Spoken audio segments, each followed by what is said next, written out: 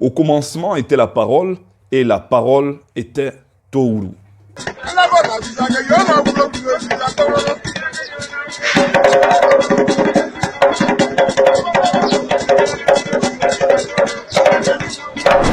Le Touru est l'art de la parole chantée. Il viendrait de l'expression Niabwa, Tonouru, qui signifie « donne-lui des conseils », selon le professeur Seribaï. Il est aujourd'hui incontestablement l'art majeur du Grand Ouest. Reçu et modernisé par le peuple bété, il tire ses origines du pays Oué, Ouébé et Guéré, et à l'origine tenu par les masques. Les glaïs, on ne les appelle pas masques. Dans le temps colonial, on choisissait le nom masque. Et il y a des balles où les Européens essayent de mettre quelque chose sur le visage. Mais ici, les glaïs sont des divinités.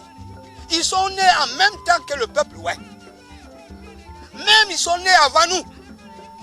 C'est une puissance qui dirige la politique sociale, administrative, financière de tout le peuple Oué. On ne peut pas savoir leur naissance, c'est eux qui connaissent notre naissance.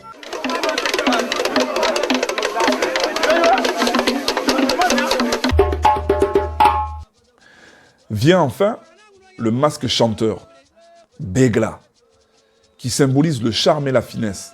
On l'appelle aussi Baegla. Et c'est ce masque du département de l'éducation et de la culture qui est le Touru.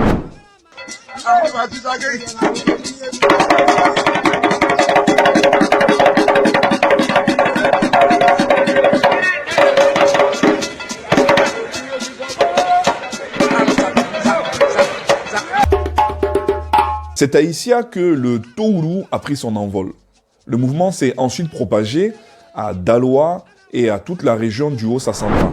Le peuple bété a ainsi trouvé dans cet art son identité musicale.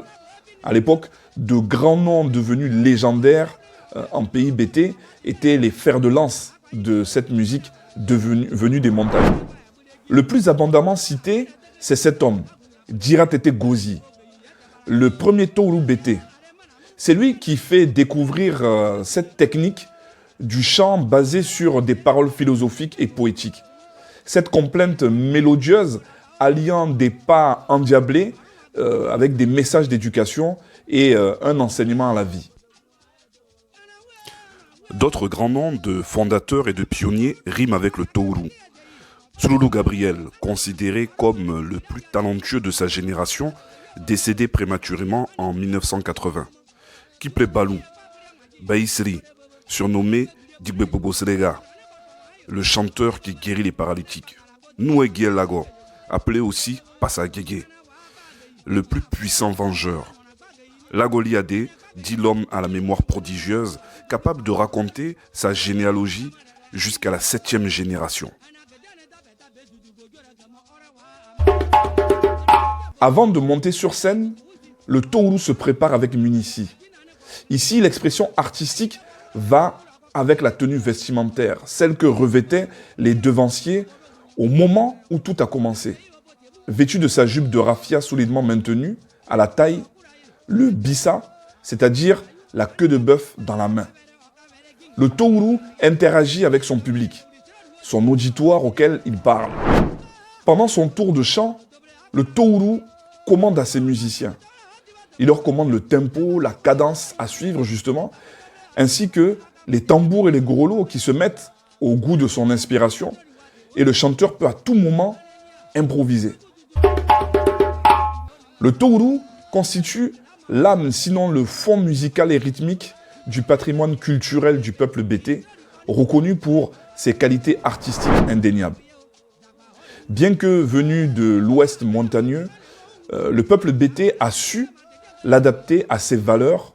C'est pourquoi il compte d'ailleurs parmi les plus grands représentants et les meilleurs représentants de ce rythme centenaire qui a fortement influencé toute sa culture. Certes, confiné dans, on va dire, ses limites géographiques originelles, le Touru vit, résiste au temps et continue à apprendre la sagesse et à initier la tradition. Il demeure en pays bété aujourd'hui encore le moyen par excellence pour véhiculer l'histoire des peuples, des tribus, des clans, des familles des grands chefs et des guerriers.